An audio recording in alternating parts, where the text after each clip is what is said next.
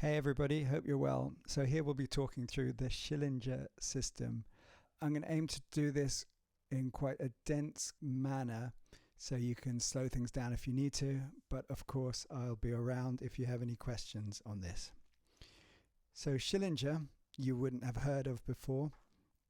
It was a composer and music theorist and many other things in the middle of the 20th century. Among his many accomplishments was a book called the The Schillinger System of Musical Composition in 1946. And he had some highly acclaimed students that we'll talk about. He ran his own music college called Schillinger House, and one of his students, Lee Burke, acquired it, and it turned into Berklee College of Music, where I went. And I worked in the library, and I came across his book, which is holding right there. It's a fascinating book that will pick out some great ideas from it. Here's an idea of some of his students: John Barry, who wrote the James Bond theme, John Cage, John Coltrane, George Gershwin, who's amazing, Benny Goodman, Glenn Miller, and other jazz and classical composers. So I will save you the summary of how amazing it was, but he died in his 40s having achieved a great amount of stuff. A number of books and on music and other subjects, but his musical approach was very interesting because it engaged with the arts and nature and science quite deeply. It takes years to complete the study of his works, but of course we'll do it in one lecture because that's what we're about. So it's a very broad, non-prescriptive approach, and it can be open to all sorts of styles and ways of working. There are a few overarching concepts. One is the idea of wave interference, which is generally rhythmic interference. That is two or more different rhythms running at the same time. One is the idea of permutation. For every musical object, there are a number of possible variants. The idea of balance and completeness, as we'll look at, and the transformation of musical materials. There's a huge amount of logical rules, and it's very mathsy. It's even done on graph paper, but it's so broad that it's as much about nature and architecture as it is about mathematics. Essentially, it's about the generation and manipulation of musical material based on systematic rules. But then being able to build anything with it. You can think of it a bit like DNA, where there are simple codes, but you can build a whole ecosystem out of it. So the first topic is that of resultance. This is a term he coined, which is essentially about when two waveforms interfere. So his main approach was this: you have two numbers, two rhythms he called binomial periodicities. And so we can pick two low integers like 3 and 1 or 2 and 1 or 7 and 4. The big one is the major generator. The lower one is what's called the minor generator. So let's say we have these two numbers. I'm going to pick 5 and 3 just to start with. What you calculate is the common product. That is one number times the other. 5 times 3 is 15.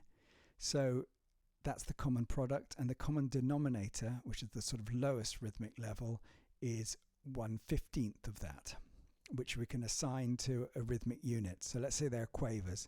That means we're going to have 15 quavers.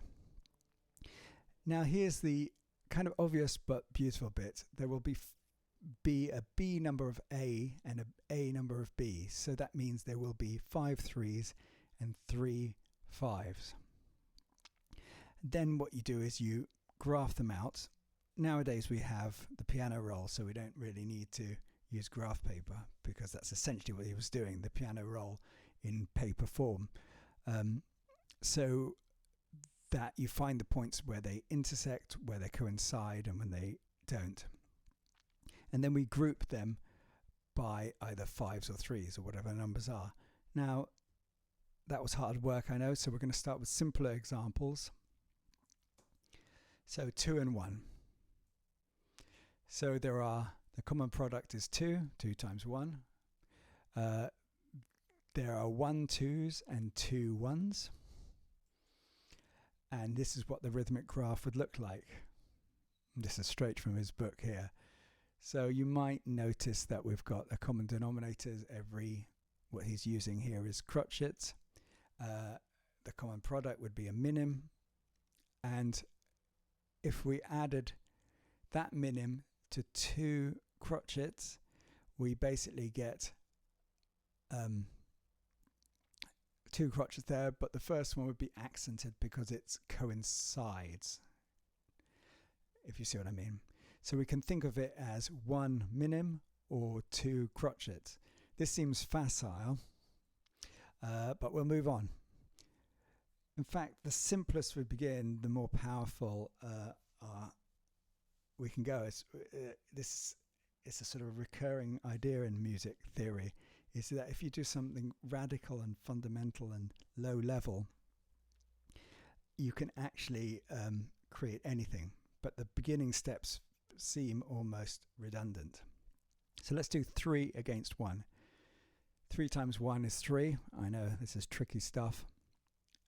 It would consist of 1 3, which in this case is a dotted minim, and 3 1s, 3 crotchets. The resultant rhythm then looks like that under R, and it really would feel like a 3/4 bar. In fact, you can think of a 3/4 bar essentially as recurring crotchets and then recurring dotted minims, which group those together. So although this is simple, this already we have this concept of meter emerging from it.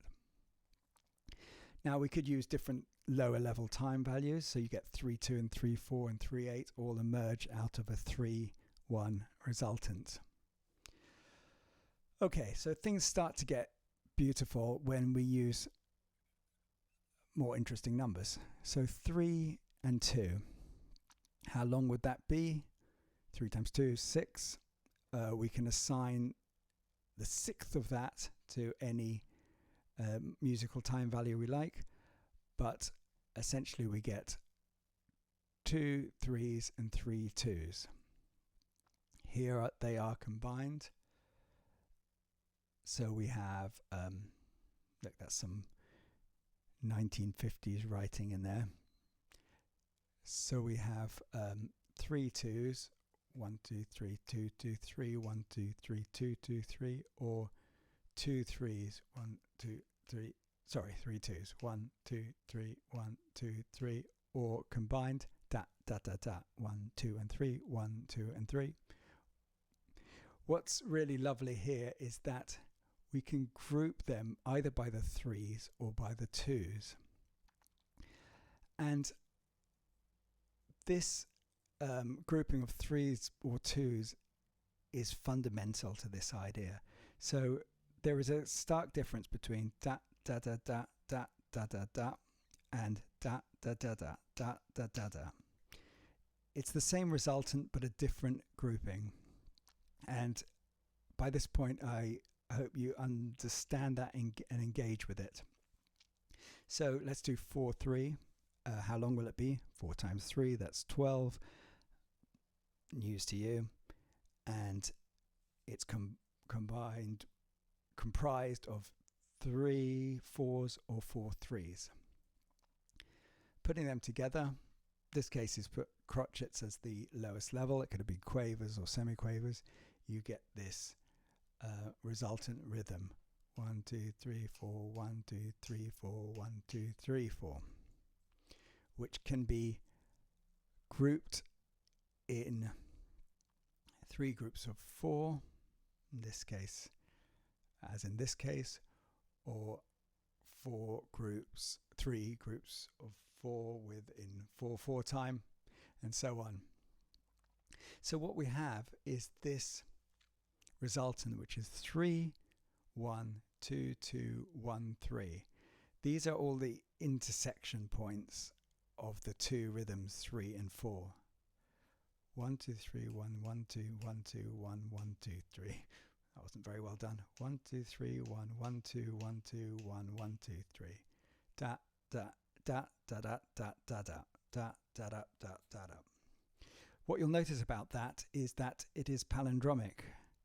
Same backwards and forwards, has an axis of symmetry within it. And this symmetrical idea is recurrent in his work. What do you do with this 3, 1, 2, 2, 1, 3? Well, you can see that he was composing melodies with it. This is the flute part. The top follows that 3, 1, 2, 2, 1, 3 rhythm, but he also used it to make scale patterns and instrumental arrangement choices, and so on. These are the ones he listed as the most practical and useful, from 3 to 2 to 9 to 8. So that's a good start. I would suggest working out a few of these just on a sort of low level of, let's say 7 and 2 is going to be 14 long, and it's going to have 7 2s and 2 7s. 7 and 3 will be 21, 3 7s, 7 3s, and write these rhythms out. We could also think of these resultants as scales. For example, if we have a 12 and a 1, we have 12 semitones, and then a repeat at the 12th, like another waveform that appears. The whole tone are 6 2s, or you can think of 2 6s. And 4 3 da da da da da da turns out as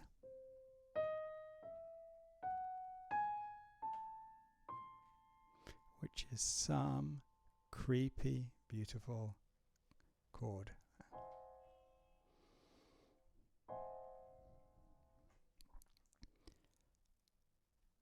What is a really good exercise for composers, musicians, everybody, is to really embody these, not just to write them out on graph paper, but to feel the two groupings quite deeply. So if we take 4 and 3, 4 3 resultant, we have 3 4s and 4 3s.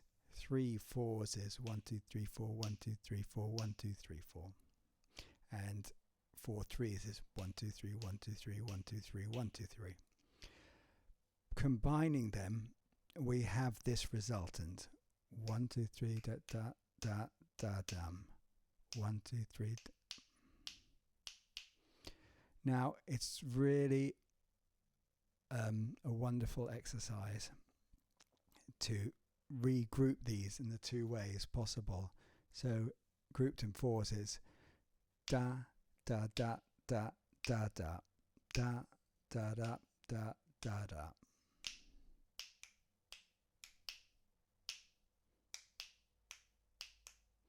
Or grouped in 3s is 1 2 3 da ga da da da da da da da da da.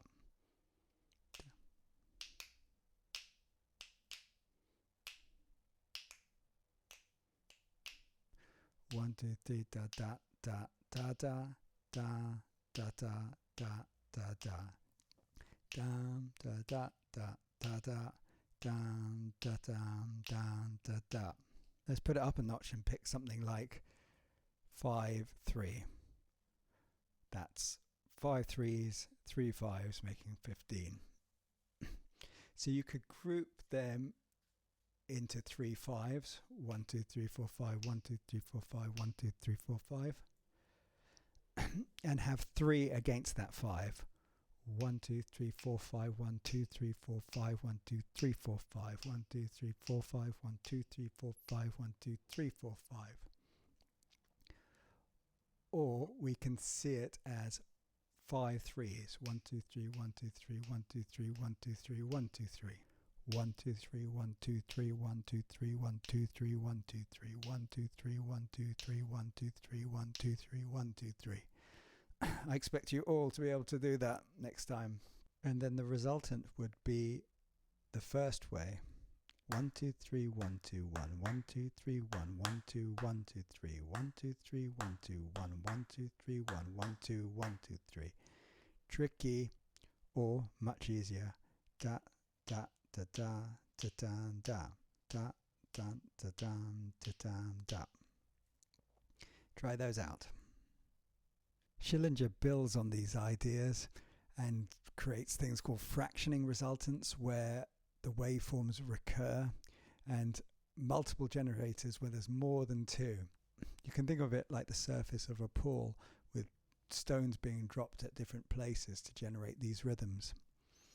I won't go into this too deeply. You can read through these notes, but essentially he has a notation system for these fractioning resultants. And fractioning resultants, you see it's underlined 3/2, basically start a new waveform, B1 and B2. A smaller waveform is created after the first wave. If you can see, A has a start point, B1 starts with it, and then when A changes, its next hit, B2 starts, and we get a more rippling in the rhythm.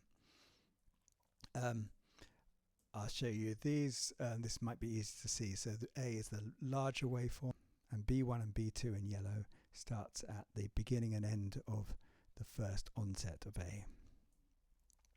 So this, as you imagine, gets complicated, and even more so when we add more generators.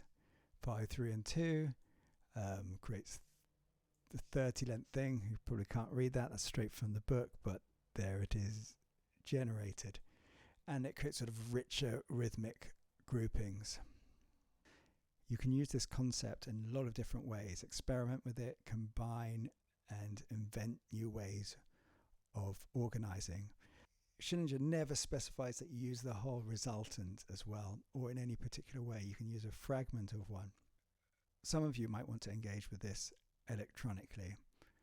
So I've got the super simple setup in Ableton Live here, where these are clips of different lengths from 1 to 12, and if we put two together or more, we get Schillinger style resultants. So every subdivision is there. It's just one note. I think I put a randomizer in so as well, so you get different notes in the scale, and we can have 2 against 1.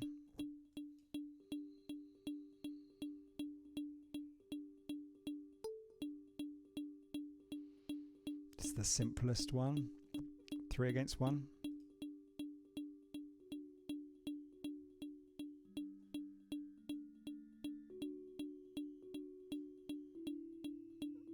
And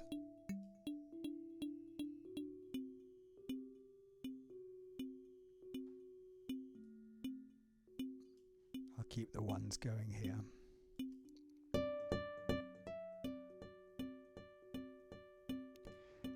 So we're essentially creating resultants, but by phasing them we can have those fractioning effects. And let me move this to the subdivision level.